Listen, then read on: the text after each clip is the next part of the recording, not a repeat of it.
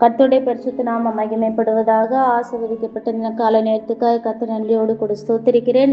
இந்த ஆடியோவை கேட்டுக்கொண்டிருக்கிற அருமையான தேவ பிள்ளைகளே, உங்களுடைய வாழ்க்கையில நிறைய காரியங்களிலே ஒரு உயிர் பெறாத ஒரு சூழ்நிலைகள் காணப்படலாம், விழுந்து போன சூழ்நிலைகள் காணப்படலாம், அமர்ந்து எழுந்திருக்க முடியாதபடிக்கு, நடமாட முடியாதபடிக்கு அநேக சூழ்நிலைகளினால நீங்கள் கட்டப்பட்டு இருக்கலாம்.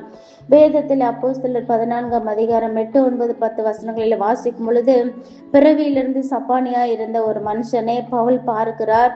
அவன் விடுதலைக்காக தேவ சமூகத்திலே காத்திருக்கிறான். அவனுடைய வாழ்க்கையில பவுல் எதிர்பார்த்த ஒரு காரியம், அவனுடைய இரட்சிப்பிற்கேற்ற விசுவாசம் இருக்கிறதா என்று சொல்லி அவனை ஆராய்ந்து பார்த்து அவனை விடுதலை பண்ணுவதை நாம் அறிந்திருக்கிறோம். உங்களுடைய வாழ்க்கையில உங்களுடைய விசுவாசம் எப்படி இருக்கிறது? சற்று ஆராய்ந்து பார்க்கலாமா? எழும்ப முடியாத ஒரு சூழ்நிலை தான், அநேகரால் இகழப்படக்கூடியதான, ஏளனமாய் பார்க்கக்கூடியதான, அநேகரால் அவதூறாய் பேசக்கூடியதான ஒரு சூழ்நிலை தான். ஆனாலும் கூட அவனுடைய வாழ்க்கையில விசுவாசம் இருந்தது. நம்முடைய வாழ்க்கையில எப்படி இருக்கிறது நம்முடைய விசுவாசம்?